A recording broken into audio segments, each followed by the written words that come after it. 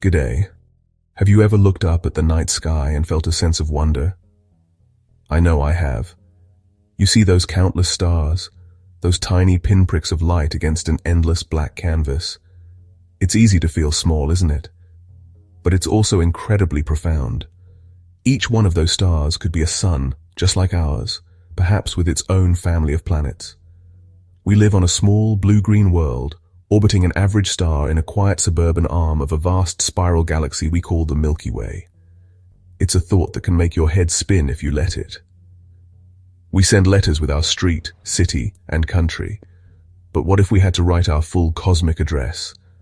Earth, solar system, Milky Way. Where do we go from there? This question of where are we is one of humanity's oldest and most persistent. For millennia, we believed we were the center of everything. The sun, the moon, the planets, and the stars all revolved around us. But science, through patient observation and brilliant insights, has shown us a different picture. Imagine a spider's web, glistening with morning dew. Now, imagine that web stretching for billions of light years in every direction. This is what the large-scale structure of our universe looks like. It's a cosmic web. The long, bright threads of this web are called filaments, and they are made of thousands upon thousands of galaxies, all drawn together by gravity. And in the cosmic web, these spaces are immense. They are the cosmic voids. These are not truly empty, but they are profoundly underdense regions of space. The universe, it turns out, is mostly made of these voids. They are the dominant feature of our cosmic landscape. So when we ask, where are we, we're really asking about our position within this incredible cosmic web. Our story begins with something called the Laniakea Supercluster. The name itself is beautiful, isn't it? It comes from the Hawaiian language, meaning immeasurable heaven. Laniakea is a colossal structure, a supercluster of galaxies that contains our own Milky Way and about 100,000 other galaxies. But in 2014, a team of astronomers redefined our cosmic home. They realized that the Virgo supercluster was just one small part of a much, much larger system, all flowing towards a single point in space called the Great Attractor. Laniakea is like our cosmic state. It's the gravitational basin in which we live. It gave us a new line in our cosmic address. Earth, solar system, Milky Way, Laniakea Supercluster. But this new map also raised new, even more perplexing questions about our specific location. The Milky Way is located far out in the suburbs, on the very outskirts of Laniakea. To really get our heads around our place in the universe, we need to start with the basics. It all begins with stars, like our sun. These are the engines of the cosmos, great balls of plasma burning for billions of years, creating light, heat, and the heavy elements that make planets and even us possible. Our own galaxy, the Milky Way, is a magnificent spiral, home to hundreds of billions of stars, along with vast clouds of gas and dust where new stars are being born right now. For a long time, we didn't even know other galaxies existed. We saw faint fuzzy patches in the night sky, calling them spiral nebulae. It wasn't until the 1920s, thanks to the groundbreaking work of astronomers like Edwin Hubble, that we had a stunning realization. These nebulae were not inside our galaxy. They were other galaxies, entire island universes in their own right, located millions, even billions of light years away from us. So, if galaxies are the cities of the universe, what are the suburbs and metropolitan areas? Well, galaxies themselves like to hang out in groups. Our own Milky Way is part of a small, relatively modest collection of about 50 galaxies called the local group. The dominant members are our galaxy and the Andromeda galaxy, two large spirals on a slow-motion collision course, destined to merge in about 4.5 billion years. As you zoom out further, you find much larger and more dramatic gatherings of galaxies. These are called galaxy clusters. A cluster can contain hundreds or even thousands of galaxies. One of the most famous and closest to us is the Virgo cluster, a massive collection of over 1,300 galaxies, located about 54 million light-years away. These clusters, along with smaller groups and individual galaxies, are all interconnected, strung along the vast filaments of the web, forming even grander structures called superclusters. For decades, we believed we were residents of the Virgo supercluster. It made perfect sense. The Virgo cluster was the biggest, baddest thing around. But in 2014, a team of astronomers led by Brent Tully at the University of Hawaii published a groundbreaking study. They weren't just looking at where galaxies were, they were looking at where galaxies were going. By subtracting the overall expansion of the universe, they could reveal the peculiar velocities of these galaxies, their individual movements caused by the gravitational pull of their neighbors. They mapped the flow of galaxies and found the boundary where galaxies on one side were flowing in one direction, and galaxies on the other side were flowing away, towards a different gravitational basin. They named it Laniakea. The name, as we mentioned, comes from Hawaiian and means immeasurable heaven, a tribute to the Polynesian navigators who used their knowledge of the stars to cross the vast Pacific Ocean. Laniakea is about 520 million light-years across and contains the mass of 100 quadrillion suns, spread across roughly 100,000 galaxies. At the heart of this new cosmic map, at the center of the Laniakea Supercluster, lies a profound mystery. It's the point towards which everything in our supercluster is flowing. Astronomers call this gravitational focal point the Great Attractor. But here's the strange part. When we look in that direction, we can't see what's doing all the pulling. The Great Attractor lies in a direction that is notoriously difficult to observe from Earth, behind the plane of our own Milky Way galaxy, in what astronomers call the zone of avoidance. Thanks to observations in wavelengths of light that can penetrate the dust, like infrared and radio waves, we have been able to peer through the galactic smog. We now know that at the heart of the Great Attractor region lies the Norma cluster. Now that we have a sense of the grand structures in our universe, we need to turn our attention to the spaces in between. For a long time, astronomers focused mostly on the bright stuff. But to truly understand the universe's structure, we have to look at what's not there. We have to study the darkness. And when we do, we find that the most common feature of the universe isn't the clusters or filaments. It's the vast, dark, and profoundly empty regions we call cosmic voids. Imagine flying through the cosmic web in a spaceship. You would spend most of your journey in near-total darkness and isolation. For millions, even hundreds of millions of light-years, you would see almost nothing. The sheer scale of these voids is what truly boggles the mind. A typical void can be anywhere from 30 million to 300 million light-years across. The largest known void, the Eridanus supervoid, is a staggering 1.8 billion light-years in diameter. It is so vast that light itself takes nearly 2 billion years to cross it. The existence of these enormous empty regions tells us something fundamental about how the universe evolved. They are the result of gravity's relentless work over cosmic time, pulling matter together into filaments and clusters and leaving behind these expanding pockets of near nothingness. So, how on earth do you find something that is defined by its almost complete lack of anything? It's a genuine challenge for astronomers. One of the primary methods is through large-scale galaxy surveys. Projects like the Sloan Digital Sky Survey have spent years systematically mapping the positions and distances of millions of galaxies in 3 dimensions. When you visualize this data, the structure of the cosmic web becomes immediately apparent, and by definition, the areas where the survey finds no galaxies, or very few, are the voids. Another clever technique involves looking at the light from extremely distant objects, like quasars. As the light from a distant quasar travels towards us, it passes through the cosmic web. Perhaps the most fascinating method involves the cosmic microwave background, or CMB. As this ancient light travels through a supervoid, something interesting happens, creating a cold spot on the CMB map that can indicate the presence of a giant void. When we think of these voids, it's helpful to use an analogy. Imagine making a giant batch of Swiss cheese. The cheese itself represents the matter in the universe. As the cheese forms and settles, bubbles of gas expand within it, pushing the cheese aside and creating the characteristic holes.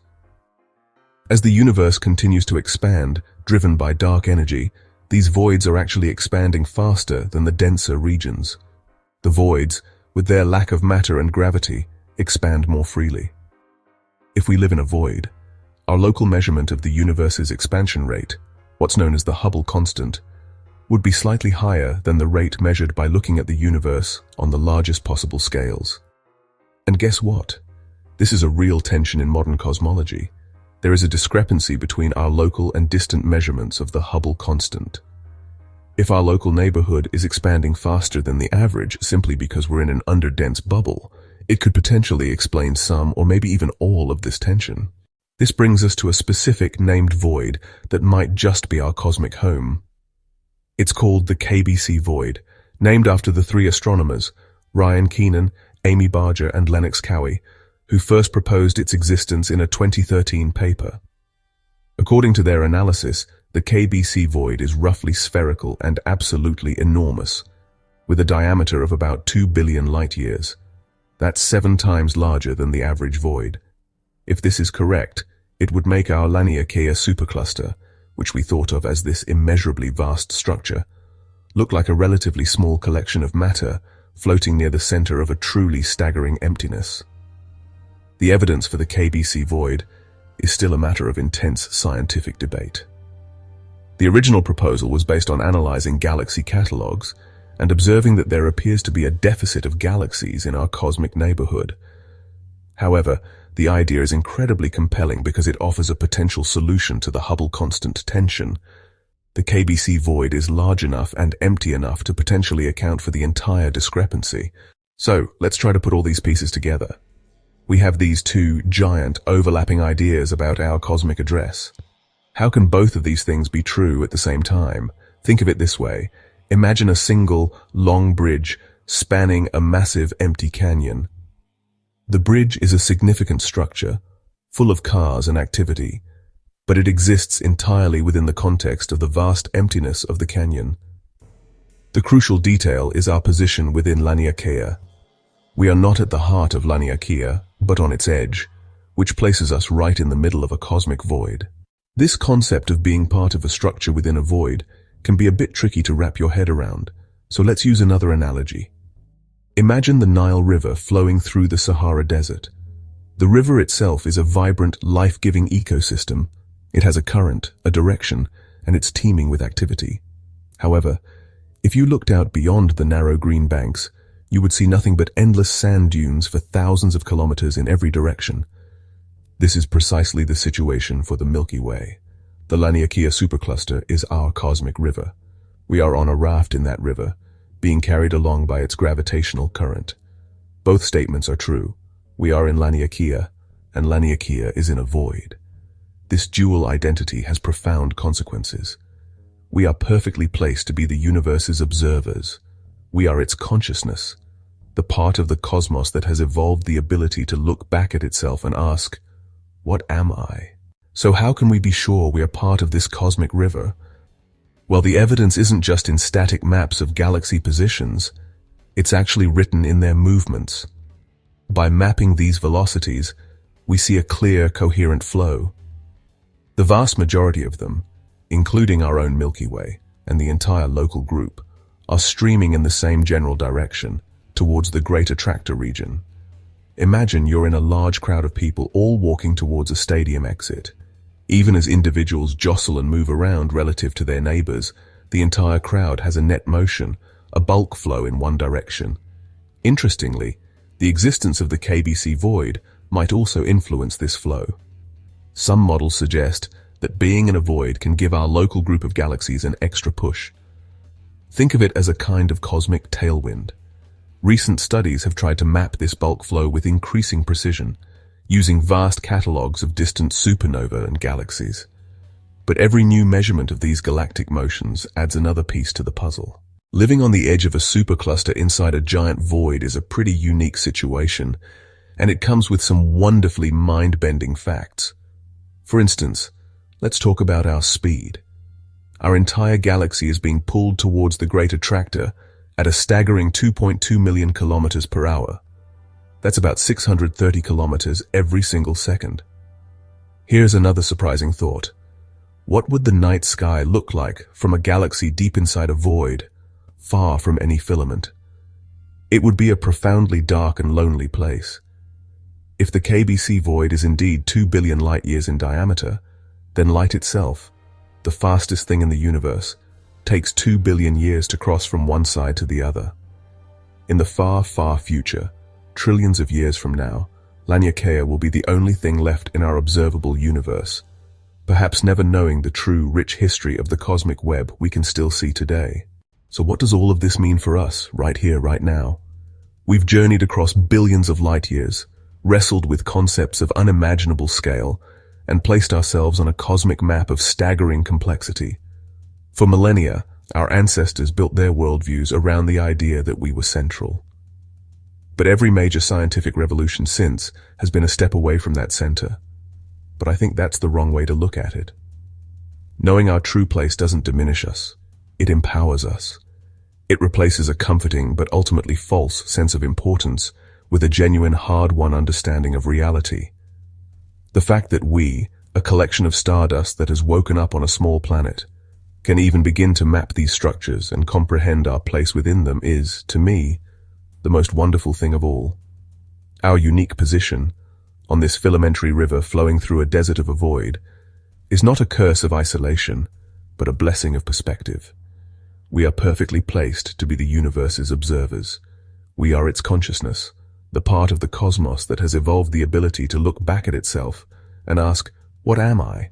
And that, surely, is a role of supreme significance. This journey into the cosmic web should fill us not with despair, but with a deep and abiding sense of wonder. The universe is not a simple, uniform and predictable place. It is a tapestry of breathtaking complexity and beauty.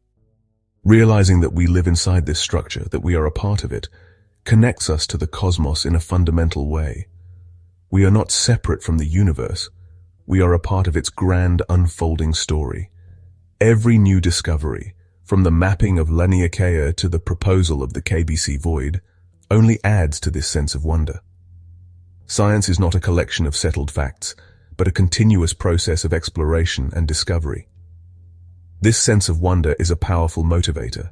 It is what drives astronomers to spend long, cold nights at telescopes and theorists to fill blackboards with complex equations, and it's something that should inspire all of us.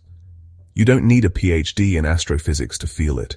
You just need to look up at the night sky, to think about the journey that light has taken to reach your eyes. Ultimately, the scientific story of our place in the universe is a profoundly optimistic one. Living in a universe like this is an incredible privilege. It means there is always something new to learn, always another mystery around the corner. In the end, this cosmic journey brings us back to one of the most fundamental human questions, our search for meaning and belonging. For a long time we found that meaning in being the center of creation. Now, we must find it in a different context. This new perspective forces us to create our own meaning. If the universe hasn't assigned us a central role, then we are free to define our own purpose. For me, that purpose is found in the act of exploration and understanding itself. This search is a shared human enterprise. It connects us across cultures and generations. When we look up, we are sharing an experience with every human who has ever lived. We are all crew members on this spaceship Earth, traveling together along our filamentary river, trying to map the vast desert that surrounds us. Our shared home is not just this planet, but our shared place in the cosmic web. So are we at the center of a void? The evidence is compelling, though the debate continues. But perhaps the exact answer is less important than what the question itself reveals about us. Our place in the universe is not just a set of coordinates. It is a state of mind. It is the perpetual, wondrous, and deeply meaningful act of looking up and asking, where are we? So after this journey across the cosmos, where have we ended up? We started with a simple question. Are we at the center of a void? And the answer, like the universe itself, is beautifully complex. We live on Earth, a small rocky planet orbiting a rather ordinary star. This star is nestled in a spiral arm far from the bustling center of our Milky Way galaxy. We are, in every sense, inhabitants of the cosmic suburbs. Then we zoomed out further and found our home within the Laniakea Supercluster, our immeasurable heaven. We discovered we are part of a colossal structure of 100,000 galaxies, a great cosmic river flowing towards the Great Attractor. So the answer to our question is a fascinating yes, and yes, we appear to be living in the middle of a colossal void. And we are also part of a magnificent supercluster. We are travelers on a river of light that is flowing through a 2 billion light-year wide desert of darkness. This dual identity isn't a contradiction. It's a new, more profound understanding of our place. Our unique location gives us a special vantage point. From here we can study both the intricate dance of gravity and the overarching power of cosmic expansion. It's a testament to how far we've come, that we can now write a cosmic address that is so detailed, so specific, and so wonderfully strange. This story, our story, is ultimately one of perspective.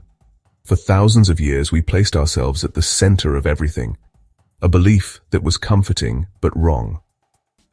Now science has given us a new perspective, one based not on wishful thinking, but on hard-won evidence.